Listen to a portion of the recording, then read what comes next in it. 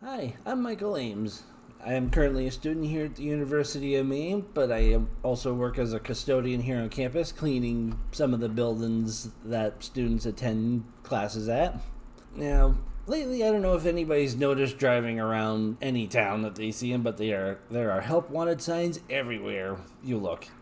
And so, with the pandemic that's currently affecting us, slowly, hopefully, beginning to dwindle down, I was just curious if the UMaine custodial staff was facing any issues with hiring, maintaining, and keeping staff on before, during, and in current events after the pandemic. I was curious as to how UMaine Custodial stacked up compared to other jobs in the area. I reached out to David Fowler, who is in charge of hiring custodial staff here on campus, and I want to learn a little bit more about what happens behind the scenes here. Well, my name's Dave Fowler.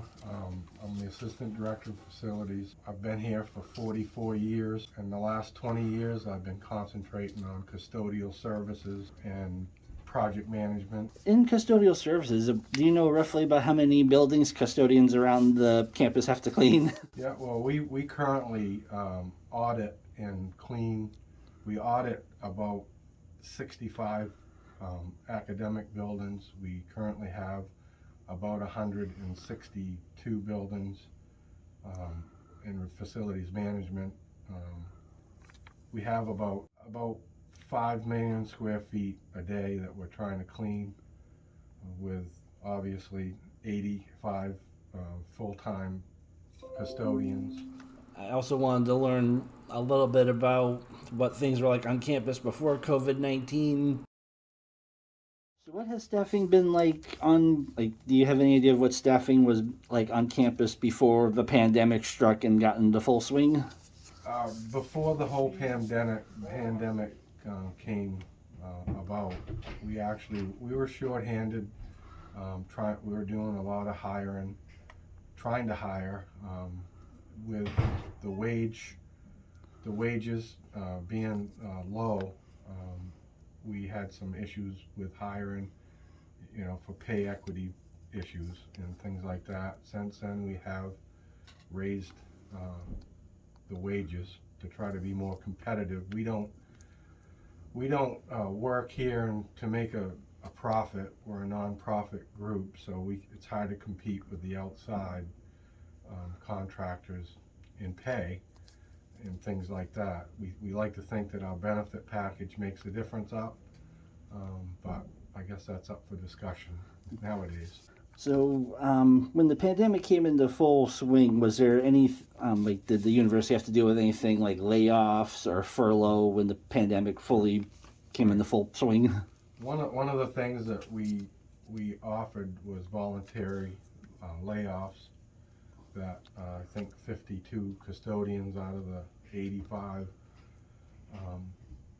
elected to take the layoff, and so we went to Plan B, which was we brought a lot of people back off from their shifts onto days, and we set up a contact cleaning program where they went through all the buildings on the hour and did all the contact touch points with disinfectant and wipe downs.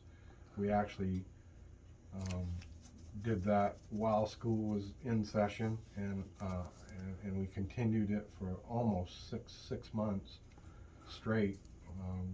We did the tedious work of all touch points in every building, and we had to schedule everybody to get through all the classrooms, all the doorknobs, the touch points, the elevator buttons, everything that you touch. I was also curious about what challenges David Fowler faced keeping, maintaining, and hiring staff and dealing with the fallout of the events of this pandemic. In light of everything that's been going on, has there been any particular shift that's been hard to staff for, like first shift, second shift, third shift? Has there been any particular shift that's been hard to hire staff on for? I think obviously the graveyard shift, the third shift, which is 11 at night until 7 in the morning.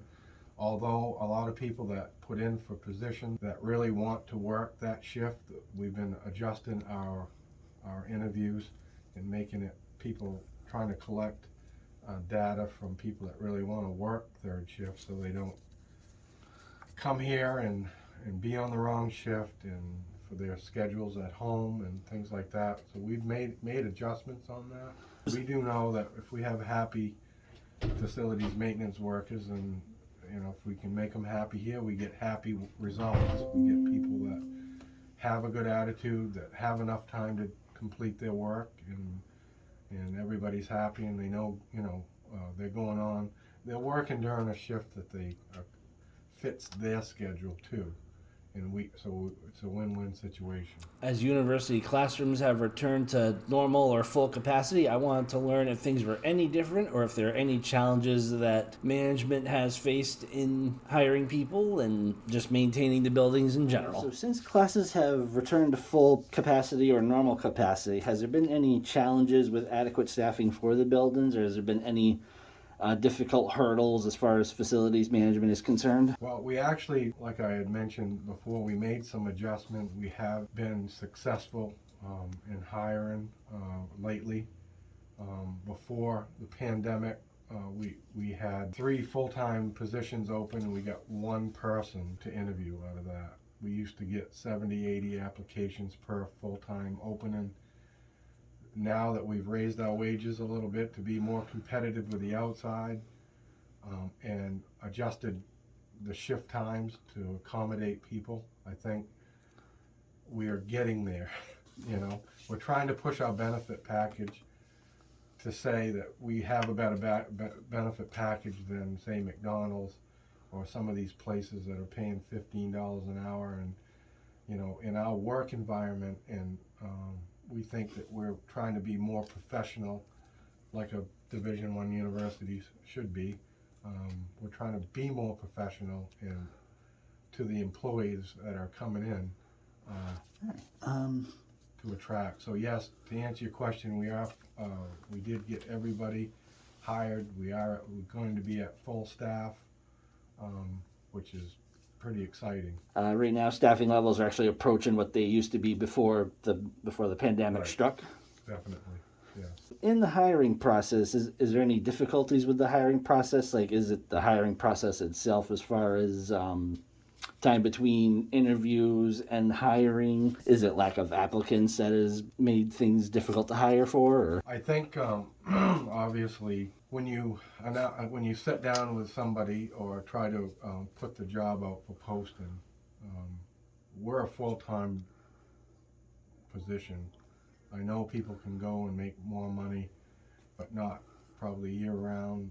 There's a lot of little things. When you come to work here, you only have to be here 8 hours to get 8 hours pay.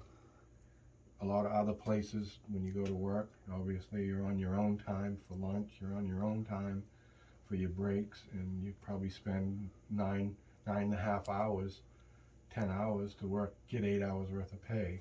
So we haven't had any trouble lately. We had some issues. We've streamlined our process to get people hired. We're using an in-house process, and we're working closely with human resources to streamline everything so we can get people to work more efficiently and actually get them here within 2 weeks of interviewing, 2 months. Thank you very much for your time. Yeah.